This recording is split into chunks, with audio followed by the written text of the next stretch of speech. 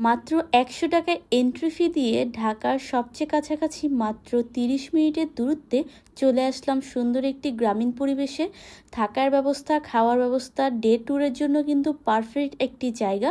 তো চলুন পুরো ভিডিওটা শুরু থেকে শুরু করা যাক। আসসালামু আলাইকুম, হ্যালো এভরিওয়ান। ঢাকার যে কোনো স্থান থেকে কিন্তু আপনাদের কুড়িল বিশ্ব রোড চলে আসতে হবে এবং কুড়িল বিশ্ব রোড থেকে কিন্তু বিআরটিসি বাসে উঠে আপনাদের কাঞ্চন ব্রিজের মোড়ে চলে আসতে হবে এবং কাঞ্চন ব্রিজের মোড় থেকে কিন্তু একটি অটোরিকশা নিয়ে যে কেউ অটোরিকশাওয়ালাকে বললেই হবে যে জিন্দা পার্ক যাব এবং অটোরিকশা কিন্তু আপনাদের জিন্দা পার্কে নিয়ে আসবে।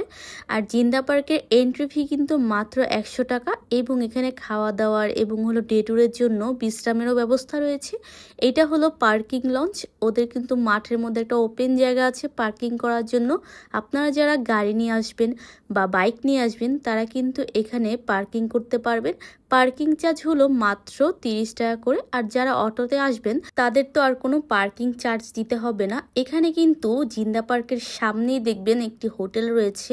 এখানে কিন্তু আপনারা দুপুরের খাবার, স্ন্যাক্স, সিঙ্গারা, সমোসা সব ধরনের খাবারই পেয়ে যাবেন। আর কাউন্টারের বাইরেও কিন্তু দেখবেন এরকম আচারের দোকান আছে এবং খেলনার দোকান আছে।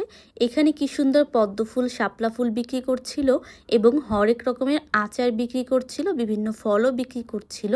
প্রত্যেকটা ফল আপনারা ৫০-৬০ টাকা দিয়ে পুরো ফল একদম এখানে মেখে নিয়ে যেতে পারবেন আচার হিসেবে বা হলো মাখা হিসেবে।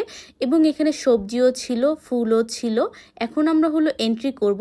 এন্ট্রি ফি কিন্তু নর্মাল দিনে আসলে কিন্তু ১০০ টাকা এবং যদি ছুটির দিনে আসেন তাহলে কিন্তু ১৫০ টাকা।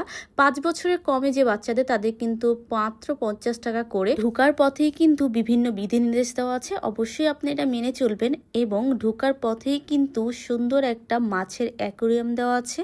জিনিসটা কিন্তু খুবই সুন্দর। এখানে কিন্তু বিদেশি বিভিন্ন মাছও রাখা আছে। আপনারা চাইলে কিন্তু এখানে এসে মাছের সাথে ছবিও তুলে যেতে পারবেন। এবং ঢোকার পথে বড় একটা মাঠ যেখানে কিন্তু খেলার ব্যবস্থা রয়েছে। এখানে কিন্তু ছোট থেকে বড় সকল বয়সের বাচ্চারাই এবং বড়রাও চলে আসে। তাদের জন্য পারফেক্ট একটি জায়গা, ছোট থেকে বড় সবার জন্য পারফেক্ট একটি জায়গা হলো এটি।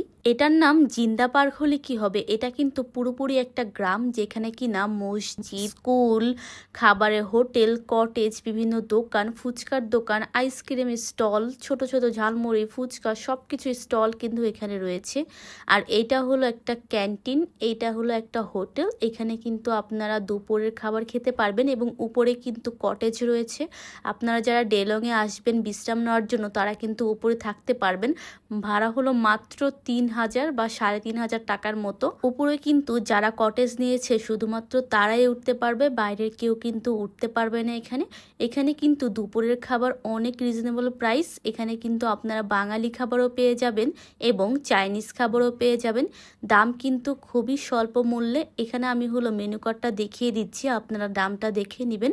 এখানে আমরা অর্ডার করেছিলাম 2টা আলু ভর্তা, একটা হলো রোস্ট, একটা হলো ডাল এবং হলো আনলিমিটেড ভাত। আমরা কিন্তু এটা দিয়েই দুপুরের খাবারটা সেরে ফেললাম।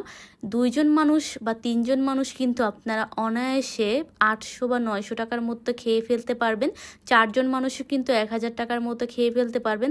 তাহলে বুঝতেই পারছেন দামটা কতটা রিজনেবল প্রাইসের মধ্যে পড়ে। ওদের এখানে সব কিন্তু প্যাকেজ হিসেবে পাওয়া যায় এবং আমরা কিন্তু একটা মাছের প্যাকেজও নিয়েছিলাম এবং আমাদের সাথে কিন্তু সবজিও ছিল প্যাকেজের ভিতরে ইনক্লুডেড।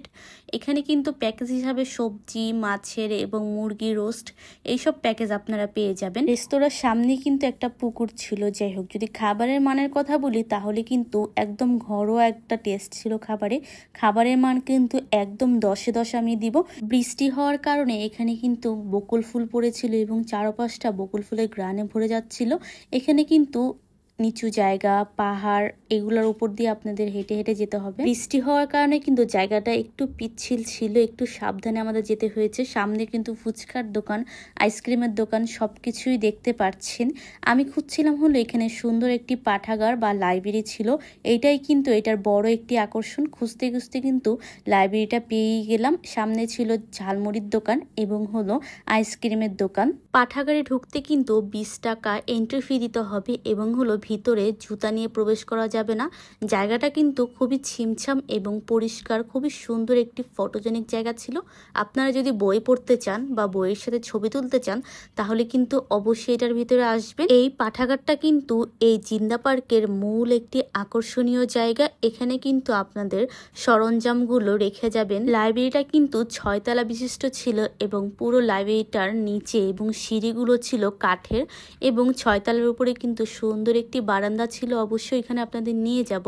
এবং সবচেয়ে খারাপ আমার এখানে এটাই লেগেছে যে এখানে কোনো ফ্যান বা এসির ব্যবস্থা নেই। এসি তো দূরের কথা, ফ্যানও নেই। ফ্যান যদি থাকতো তাহলে কিন্তু এখানে মানুষ লং টাইম থেকে আড্ডা দিতে পারতো বা বই পড়তে পারতো। যেহেতু ফ্যান নাই তাই এখানে মানুষ বেশিক্ষণ থাকে না, অল্প টাইমই থাকে বা সবাই ছাদে চলে যায়, ছাদ বা বারান্দায় চলে যায়। বারান্দার জায়গাটা বেশ সুন্দর। ভিতরে ফ্যান না থাকার কারণে অনেক গরম ছিল, কিন্তু বাইরের পরিবেশটা কিন্তু খুবই ঠান্ডা ছিল যেহেতু বৃষ্টি হয়েছে। এবং বৃষ্টি হওয়ার কারণে কিন্তু আমাদের বারান্দা থেকে বের হয়ে যেতে বলেছে, যেহেতু বাইরে হলো এই পানিগুলো লেগে যাবে, যেহেতু বাইরে হলো কাঠ। এবং এইটার উপর থেকে কিন্তু পুরো জিন্দা পার্কের সুন্দর একটা ভিউ পাওয়া যায়। আপনারা দেখতেই পাচ্ছেন কত সুন্দর একটা ভিউ দেখা যাচ্ছে উপর থেকে। এবং আমরা কিন্তু এক্ষুনি এখান থেকে বের হয়ে যাব, যেহেতু সন্ধ্যা হয়ে যাবে এবং সন্ধ্যা হলে কিন্তু এখান থেকে সবার বের হয়ে যেতে হয়। এটা শুধু ডে লংয়ের জন্য একটি পার্ক, এখানে কিন্তু কেউ চাইলে নাইট স্টে করতে পারবে না। এবং এখানে কিন্তু সুন্দর একটি আকর্ষণীয় জিনিস হলো এই সেতুটি দিয়ে কিন্তু আপনারা সামনের আইল্যান্ডে ঘুরে আসতে পারবেন। এবং দেখুন এখানে কিন্তু সুন্দর একটা স্কুলও রয়েছে। এই স্কুলটি এখনো নির্মাণ চলছে, ক্লাস হয় কিনা আমি জানি না, কিন্তু ভিতরে কিন্তু ওয়াশরুমের সুন্দর ব্যবস্থা রয়েছে। ওয়াশরুমের পরিবেশটা খুবই ভালো ছিল। এটা যে একটা গ্রামের মধ্যে ওয়াশরুম কেউ দেখলে বুঝতেই পারবে না। গেটগুলো এবং ভিতরে পরিবেশ এত ভালো ছিল। তো আজকে এ পর্যন্তই। আপনার সবাই ভালো থাকবেন, সুস্থ থাকবেন, দেখা হবে পরে কোনো ভিডিওতে। আল্লাহ হাফেজ।